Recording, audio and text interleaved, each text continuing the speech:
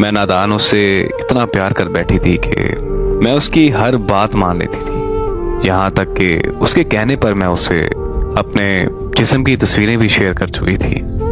जब उसने मिलने का बोला तो मैंने शादी के बाद का कह दिया, तो उसने मुझे ब्लैकमेल करना शुरू कर दिया। मैंने उसे खुदा का वास्ता भी दिया, लेकिन वो नहीं माना और इसी तरह मजबूरन मुझे उससे मिलना पड़ा, क्योंकि मैं ये बिल्कुल नहीं चाहती थी कि मेरी वजह से मेरे घर वालों की इज्जत खराब हो। पर उसने मुझे एक बार फिर से दोबारा ब्लैकमेल करना शुरू कर दिया कि तुम मेरे एक दोस्त से भी मिलो। ये सुनकर मेरे पैरों तले जमीन निकल गई। मेरा दिमाग मुकम्मल तौर पर सुन हो चुका था कि आखिर मैं करूं तो करूं क्या। मैंने बहुत सोचा और आखिरकार मुझे उसके दोस्त से भी मिलना पड़ा। फिर मुझे मुख्तलिफ रॉन्ग नंबर से मैसेज आया करते थे कि और मुझे ये कहते थे कि आपकी तस्वीरें हमारे पास हैं, और मुझे इस तरह वो भी ब्लैकमेल किया करते थे और मैं भी ब्लैकमेल होती चली गई। मुझे पता ही नहीं था कि मैं किस किस से मिलती जा रही थी। फिर एक लड़का मेरी जिंदगी में आया।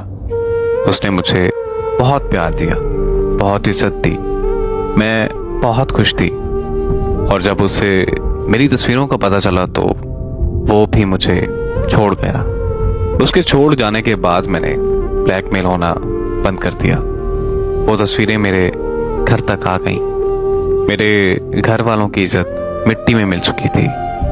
मेरे अब्बा अब बाहर नहीं निकलते, मैं भी बाहर नहीं जाती, क्योंकि लोग मुझे बुरी नज़रों से देखते हैं। मेरी एक गलती की वजह से मेरे घर वालों की सारी जिंदगी की इज्जत मिट्टी में मिल गई।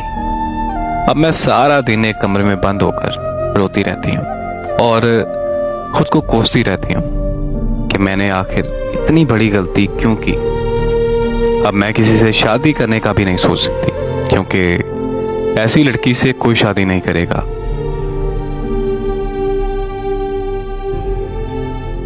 अगर आपकी जिंदगी से जुड़ी भी कोई ऐसी कहानी है तो मुझे इंस्टाग्राम पर शेयर कीजिए।